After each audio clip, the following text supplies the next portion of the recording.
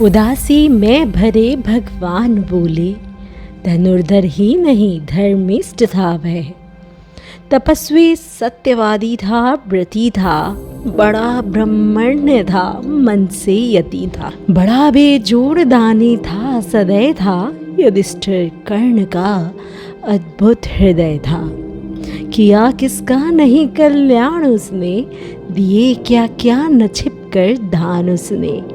जगत के हेतु ही सर्वस्व खोकर, मरा वह आज रण में निस्व होकर। क्या एक वीर की हार उसके कौशल की कमी थी, यार नियति का रचा हुआ कोई क्रूर षड्यंत्र। कुरुक्षेत्र का 17वां दिन सूरज ढलने को था और दुनिया का सबसे बड़ा दानवीर अपने ही रथ के पहिए के साथ अपनी किस्मत से लड़ रहा था। आज की कहानी रश्मि रथी के उस अंतिम अध्याय की, जिसमें एक वीर गति को प्राप्त होता है। कर्ण के पास न कवच न कुंडल और ना ही वो अमोघ शक्ति जिसे उसने वर्षों से सहेज कर रखा था। फिर भी वो उस दिन किसी देवता की तरह लड़ रहा था। अर्जुन का गांडीव कांप रहा था, क्योंकि सामने वो योद्धा था जिसने मौत को अपनी आंखों में बसा लिया था। दिनकर जी कहते हैं, रे अर्जुन देख आज किसका पल्ला भारी है। तभी नियति ने अपना खेल खेला। कर्ण के रथ का बायां पहिया धरती में धंस गया।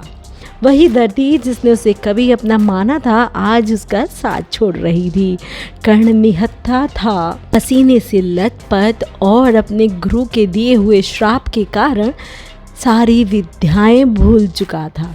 उसने पुकारा, ठहरो अर्जुन, निहत्थे पर वार करना वीरता नहीं है, कायरता है। लेकिन वहाँ केवल अर्जुन ही नहीं थे, वहाँ स्वयं महाकाल श्री कृष्ण थे। श्री कृष्ण की मुस्कान लुप्त हो गई और वे गरजे, कर्ण आज तुम्हें धर्म याद आ रहा है। तब धर्म कहाँ था जब द्रौपदी का चीरहरण हो रहा था। तब धर्म कहाँ था जब अभिमन्यु को 7 महारथियों ने घेरा था। तब तुम्हारा धर्म कहाँ था जब पांडवों को लाक्षागृह में जलाया गया था। तुम्हारा धर्म कहाँ था जब भीम को विष देकर नदी में फेंका गया था।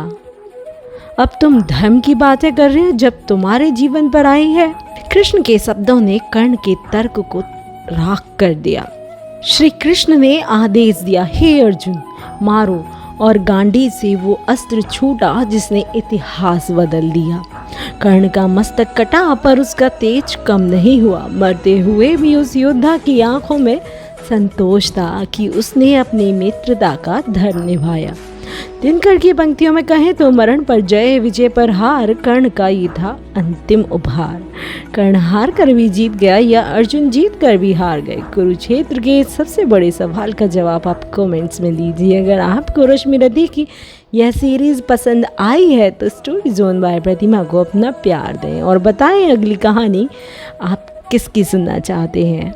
इस कहानी से मैंने सीखा कि अगर आप सही हैं तो भगवान सदैव आपके साथ हैं, चाहे उनको उसके लिए कुछ भी करना पड़े। और या कहें, अगर आप हमेशा भगवान का, अपने ईश्वर का अनुकरण करें तो आप हमेशा सही कहलाएंगे। आपको क्या लगता है?